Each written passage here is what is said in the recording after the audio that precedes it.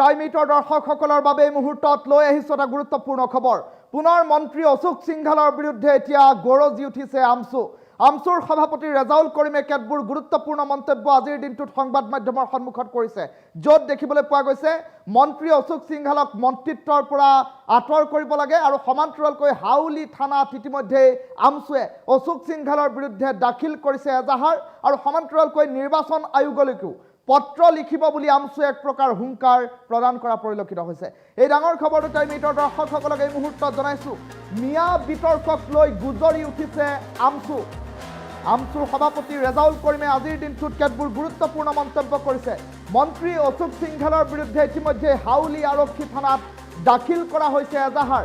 প্ৰায় 90 লাখ মিয়া লোকক লৈ তিৰ্যক মন্তব্য কৰিছিল মন্ত্ৰী অশোক সিংঘালে। নিৰ্বাচনত মিয়াৰ ভোট নালাগে বুলি কয় অশোক সিংঘালে, কিন্তু উপ নিৰ্বাচনত দেখিবলৈ পোৱা গ'ল চামগুৰিত মিয়াৰ ভোট কিয় বিচাৰিছিল অশোক সিংঘালে বুলি এক প্ৰকাৰ মন্তব্য প্ৰকাশ কৰি প্ৰশ্ন উত্থাপন কৰিছে আমছুৱে। মন্ত্ৰী হৈ থকাৰ নৈতিক অধিকাৰ নাই মন্ত্ৰী অশোক সিংঘালৰ, এই কথাও আমছুৱে আজিৰ দিনটোত কিছু সময়ৰ পূৰ্বে উল্লেখ কৰিছে। মন্ত্ৰীৰ সভাৰ পৰা আঁতৰ কৰিব লাগে মন্ত্ৰী অশোক সিংঘালক, এই কথাও আমছুৱে আজিৰ দিনটোত দাবী উত্থাপন কৰিছে। আৰু সমান্তৰালকৈ আমছুৱে উল্লেখ কৰিছে যে ৰাজ্যপাললৈ এই সন্দৰ্ভত আমছুৱে পত্ৰ লিখিব, নিৰ্বাচন আয়োগলৈও পত্ৰ লিখিব আমছুৱে অশোক সিংঘাল সন্দৰ্ভত। 90 লাখ মিয়া লোকক তিৰ্যক মন্তব্য কৰি এক প্ৰকাৰ অপমানিত কৰিছে অশোক সিংঘালে। মিয়া জনগোষ্ঠীক স্বাস্থ্য সেৱাৰ পৰা বঞ্চিত কৰিব বিচাৰিছে নেকি মন্ত্ৰীগৰাকীয়ে? এইদৰেই অশোক সিংঘালক তীব্ৰ আক্ৰমণ কৰিছে আমছুৰ সভাপতি ৰেজাউল কৰিম চৰকাৰে। আজিৰ দিনটোত মিয়া বিতৰ্কক লৈ পুনৰ আমছু গৰজি উঠা পৰিলক্ষিত হৈছে। এই মুহূৰ্তৰ সবাতোকৈ ডাঙৰ খবৰটো টাইম এইটৰ দৰ্শকসকলৰ বাবে লৈ আহিছোঁ। হাউলি থানাত কিছু সময়ৰ পূৰ্বে আমছুৰ এটা সজাতি দল উপস্থিত হৈছিল আৰু তাৰ পাছতেই মন্ত্ৰীগৰাকীৰ বিৰুদ্ধে দাখিল কৰিছে এজাহাৰ। প্ৰায় 90 লাখ মিয়া লোকক এই তিৰ্যক মন্তব্য কৰিছিল অশোক সিংঘালে। নিৰ্বাচনত মিয়াৰ ভোট নালাগে বুলি কয় অশোক সিংঘালে, কিন্তু চামগুৰিত দেখিবলৈ পোৱা গ'ল অশোক সিংঘালে মিয়াৰ ভোট বিচাৰিছিল। তেনে পৰিপ্ৰেক্ষিতত ইয়াক লৈ এটা প্ৰশ্ন চিহ্নৰ উত্থাপন কৰিছে আমছুৱে যে চামগুৰিত কিয় মিয়াৰ ভোট বিচাৰিছিল সিংঘালে।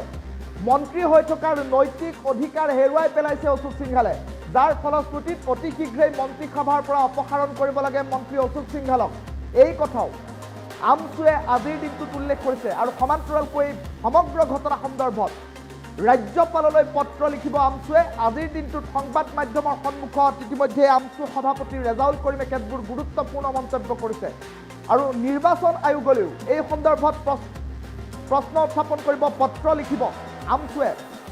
মিয়া জনগোষ্ঠীক স্বাস্থ্য সেৱাৰ পৰা মন্ত্ৰী অশোক সিংঘালে বঞ্চিত কৰিব খুজিছে নেকি বুলিও প্ৰশ্ন উত্থাপন কৰিছে। অশোক সিংঘালক তীব্ৰ আক্ৰমণ কৰিছে আমছুৰ সভাপতি ৰেজাউল কৰিম চৰকাৰে। আজিৰ দিনটোৰ কেতবোৰ দৃশ্যাংশ আহি পৰিছে টাইম এইটৰ দৰ্শকসকলক। হাউলি থানাৰ বাহিৰৰ কেতবোৰ দৃশ্যাংশ দেখুৱাইছোঁ। আমছু সভাপতি ৰেজাউল কৰিমৰ সৈতে আমছুৰ এটা সজাতি দল আজিৰ দিনটোত কিছু সময়ৰ পূৰ্বে হাউলি থানাত উপস্থিত হ'ল আৰু মন্ত্ৰী অশোক সিংঘালে মিয়া জনগোষ্ঠী সন্দৰ্ভত কেতবোৰ মন্তব্য কৰাৰ পাছতেই এতিয়া দেখিবলৈ পোৱা গৈছে এজাহাৰ দাখিল কৰা হৈছে আৰু মন্ত্ৰীগৰাকীৰ এই তিৰ্যক মন্তব্যৰ বিৰুদ্ধে ব্যৱস্থা গ্ৰহণ কৰিবৰ বাবেও আমছু এতিয়া উঠি পৰি লগা পৰিলক্ষিত হৈছে। আৰু অতি শীঘ্ৰেই মন্ত্ৰীসভাৰ পৰা যাতে এইগৰাকী মন্ত্ৰী অশোক সিংঘালক অপসাৰণ কৰিব লাগে তাৰ বাবে ৰাজ্যপাললৈ পত্ৰ লিখিবৰ বাবে তৎপৰ হৈ উঠিছে আৰু সমান্তৰালকৈ নিৰ্বাচন আয়োগলৈকো পত্ৰ লিখিব আমছুৱে। এই কথাও আজিৰ দিনটোত কিছু সময়ৰ পূৰ্বে টাইম এইটৰ আগত ৰেজাউল কৰিম চৰকাৰে, আমছু সভাপতি ৰেজাউল কৰিম চৰকাৰে কেতবোৰ গুৰুত্বপূৰ্ণ মন্তব্য কৰিছে। 90 লাখ মিয়া জনগোষ্ঠীয় লোকক এতিয়া মন্ত্ৰী অশোক সিংঘালে এক প্ৰকাৰ অপমান কৰিছে, তিৰ্যক মন্তব্য কৰিছে আৰু স্বাস্থ্য সেৱাৰ পৰা এইসকল লোকক বঞ্চিত কৰাৰ এক প্ৰকাৰ ষড়যন্ত্ৰ ৰচিছে নেকি অশোক সিংঘালে, তাক লৈ প্ৰশ্ন উত্থাপন হৈছে। আৰু আজিৰ দিনটোত সংবাদ মাধ্যমৰ সন্মুখত এই মন্তব্য কৰি সৰব হৈ পৰিল ৰেজাউল কৰিম চৰকাৰ। আমছু সভাপতিগৰাকীয়ে এই কথাও উল্লেখ কৰিলে এজাহাৰ দাখিল কৰাৰ পাছত যে মন্ত্ৰীগৰাকীক অতি শীঘ্ৰেই মন্ত্ৰীসভাৰ পৰা অপসাৰণ কৰিব লাগে আৰু সমান্তৰালকৈ এই সন্দৰ্ভত ৰাজ্যপাল পৰ্যন্ত পত্ৰ লিখা হ'ব, নিৰ্বাচন আয়োগ পৰ্যন্ত পত্ৰ লিখা হ'ব আৰু আমছুৱে এই সন্দৰ্ভত গণতান্ত্ৰিক আন্দোলন সাব্যস্ত কৰিব, প্ৰতিবাদ সাব্যস্ত কৰিব বুলি উল্লেখ কৰিছে। হাউলি আৰক্ষী থানাৰ বাহিৰৰ কেতবোৰ দৃশ্যাংশ দেখুৱাইছোঁ। আমছু সভাপতি ৰেজাউল কৰিমে এই সন্দৰ্ভত কি মন্তব্য কৰিছে সেই মন্তব্য আছে টাইম এইটৰ দৰ্শকসকলক প্ৰথমেই মন্তব্য শুনাই লৈছোঁ। এই এফআইআৰটো আমি দাখিল কৰিছোঁ এজন অনা অসমীয়া অসম বিৰোধী আৰু অসমৰ এজন খুব মানে বেয়াগুম বিভাগৰ মন্ত্ৰী, স্বাস্থ্য বিভাগৰ মন্ত্ৰী, ইৰিগেশ্যন ডিপাৰ্টমেণ্টৰ মন্ত্ৰী অশোক সিংঘালৰ বিৰুদ্ধে আজি আমি এফআইআৰ দাখিল কৰিছোঁ। এইজন ব্যক্তি আচলতে অসমৰ কাৰণে এটা অভিশাপ, অসমীয়া জাতিৰ কাৰণে অভিশাপ।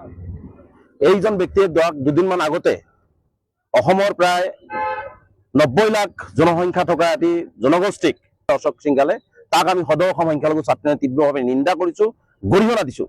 আচলতে অসমীয়া ভাষাটোকে শুদ্ধভাৱে ক'ব নোৱাৰে এজন বহিৰাগতই আজি ৰাজনৈতিক ক্ষমতা লাভ কৰি অসমখন ধ্বংস কৰিবৰ কাৰণে ইয়াত আহিছে।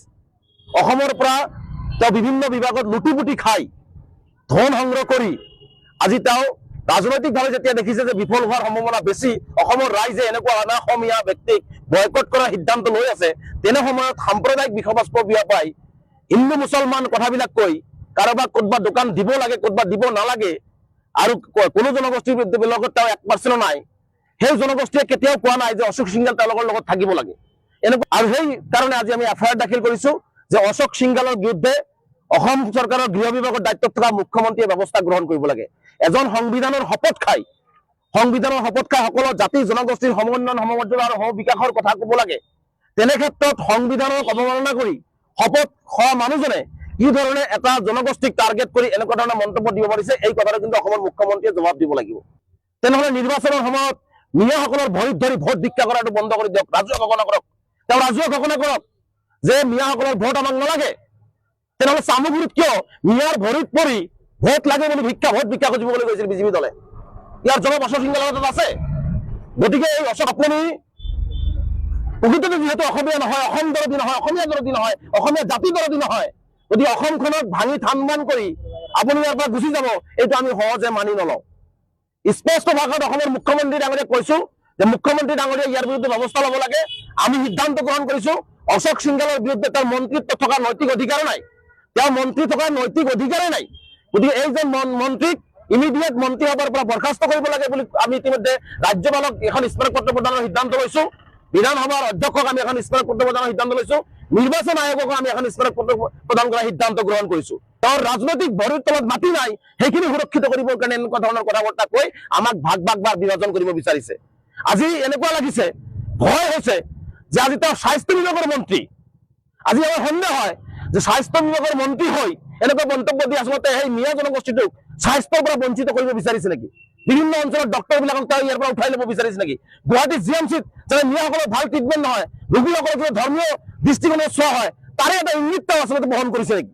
তাৰে কথাটো ক'ব বিচাৰিছে নেকি? স্পষ্টকৈ মুখ্যমন্ত্ৰীয়ে জবাব দিব লাগিব যে আচলতে হস্পিটেলত কোনো জাতি ধৰ্ম নাথাকে, হস্পিটেলতো যাতে জাতি ধৰ্ম হয়, জাতি ধৰ্মৰ নামত যাতে চিকিৎসা হয়, এইটোৱে যাতে ডক্টৰসকলৰ মাজত, নাৰ্ছসকলৰ মাজত, কৰ্মচাৰীসকলৰ মাজত যাতে বিভাজন আহে, এইটো কৰিবৰ কাৰণে ষড়যন্ত্ৰ ৰচনা কৰা হৈছে বুলি আমাৰ ইতিমধ্যে সন্দেহ হৈছে। গতিকে কোনো পদ্ধতিতে স্বাস্থ্য বিভাগৰ মন্ত্ৰী থকাৰ নৈতিক অধিকাৰ নাই, তেওঁ নৈতিক অধিকাৰ হেৰুৱাই পেলাইছে। তেওঁক মন্ত্ৰী সভাৰ পৰা বৰ্খাস্ত কৰিব লাগে আৰু তেওঁৰ বিৰুদ্ধে কঠোৰৰ পৰা কঠোৰতম ব্যৱস্থা গ্ৰহণ কৰিব লাগে। আমি আজি আইনৰ আশ্ৰয় লৈছোঁ, পৰৱৰ্তী পৰ্যায়ত আমি স্মাৰকপত্ৰ প্ৰদান কৰিম, কিন্তু কোনো পদ্ধতিতে অশোক সিংঘালৰ এনেকুৱা কথা আমি সহ্য নকৰোঁ। এই এফআইআৰটো আমি দাখিল কৰিছোঁ এজন অনা অসমীয়া, অসম বিৰোধী আৰু অসমৰ এজন খুব মানে বেয়াগুম বিভাগৰ মন্ত্ৰী, স্বাস্থ্য বিভাগৰ মন্ত্ৰী, ইৰিগেশ্যন ডিপাৰ্টমেণ্টৰ মন্ত্ৰী অশোক সিংঘালৰ বিৰুদ্ধে আজি আমি এফআইআৰ দাখিল কৰিছোঁ। এইজন ব্যক্তি আচলতে অসমৰ কাৰণে এটা অভিশাপ, অসমীয়া জাতিৰ কাৰণে অভিশাপ। এইজন ব্যক্তিয়ে দুদিনমান আগতে অসমৰ প্ৰায় 90 লাখ জনসংখ্যা থকা এটি জনগোষ্ঠীক অশোক সিংঘালে তাক আমি সদৌ অসম সংখ্যালঘু ছাত্ৰে তীব্ৰভাৱে নিন্দা কৰিছোঁ, গৰিহণা দিছোঁ। আচলতে অসমীয়া ভাষাটোকে শুদ্ধভাৱে ক'ব নোৱাৰে এজন বহিৰাগতই আজি ৰাজনৈতিক ক্ষমতা লাভ কৰি অসমখন ধ্বংস কৰিবৰ কাৰণে ইয়াত আহিছে। অসমৰ পৰা তেওঁ বিভিন্ন বিভাগত লুটি-পুটি খাই ধন সংগ্ৰহ কৰি আজি তেওঁ ৰাজনৈতিকভাৱে যেতিয়া দেখিছে যে বিফল হোৱাৰ সম্ভাৱনা বেছি, অসমৰ ৰাইজে এনেকুৱা অসমীয়া ব্যক্তিক বয়কট কৰাৰ সিদ্ধান্ত লৈ আছে, তেনে সময়ত সাম্প্ৰদায়িক বিষবাস্প বিয়পাই হিন্দু মুছলমান কথাবিলাক কৈ কাৰোবাক ক'তবা দোকান দিব লাগে, ক'তবা দিব নালাগে, আৰু কোনো জনগোষ্ঠীৰ লগত তেওঁ 1% নাই, সেই জনগোষ্ঠীয়ে কেতিয়াও কোৱা নাই যে অশোক সিংঘাল তেওঁলোকৰ লগত থাকিব লাগে। এনেকুৱা আৰু সেই কাৰণে আজি আমি এফআইআৰ দাখিল কৰিছোঁ যে অশোক সিংঘালৰ বিৰুদ্ধে অসম চৰকাৰৰ গৃহ বিভাগৰ দায়িত্বত থকা মুখ্যমন্ত্ৰীয়ে ব্যৱস্থা গ্ৰহণ কৰিব লাগে। এজন সংবিধানৰ শপত খাই সকলো জাতি জনগোষ্ঠীৰ সমন্বয়ন, সমমৰ্যাদা আৰু সম-বিকাশৰ কথা ক'ব লাগে। তেনে ক্ষেত্ৰত সংবিধানক অৱমাননা কৰি শপত খোৱা মানুহজনে কি ধৰণে এটা জনগোষ্ঠীক টাৰ্গেট কৰি এনেকুৱা ধৰণৰ মন্তব্য দিব পাৰিছে, এই কথাটো কিন্তু অসমৰ মুখ্যমন্ত্ৰীয়ে জবাব দিব লাগিব। তেনেহ'লে নিৰ্বাচনৰ সময়ত মিয়াসকলৰ ভৰিত ধৰি ভোট ভিক্ষা কৰাটো বন্ধ কৰি দিয়ক, ৰাজহুৱা ঘোষণা কৰক। তেওঁ ৰাজহুৱা ঘোষণা কৰক যে মিয়াসকলৰ ভোট আমাক নালাগে। তেনেহ'লে চামগুৰিত কিয় মিয়াৰ ভৰিত পৰি ভোট লাগে বুলি ভোট ভিক্ষা খুজিবলৈ গৈছিল বিজেপি দলে? ইয়াৰ জবাব অশোক সিংহালৰ হাতত আছে। গতিকে এই অশোক আপুনি প্ৰকৃততে যিহেতু অসমীয়া নহয়, অসম দৰদী নহয়, অসমীয়া দৰদী নহয়, অসমীয়া জাতি দৰদী নহয়, গতিকে অসমখনক ভাঙি থান বান কৰি আপুনি ইয়াৰ পৰা গুচি যাব, এইটো আমি সহজে মানি নলওঁ। স্পষ্ট ভাষাত অসমৰ মুখ্যমন্ত্ৰী ডাঙৰীয়াক কৈছো যে মুখ্যমন্ত্ৰী ডাঙৰীয়াই ইয়াৰ বিৰুদ্ধে ব্যৱস্থা ল'ব লাগে।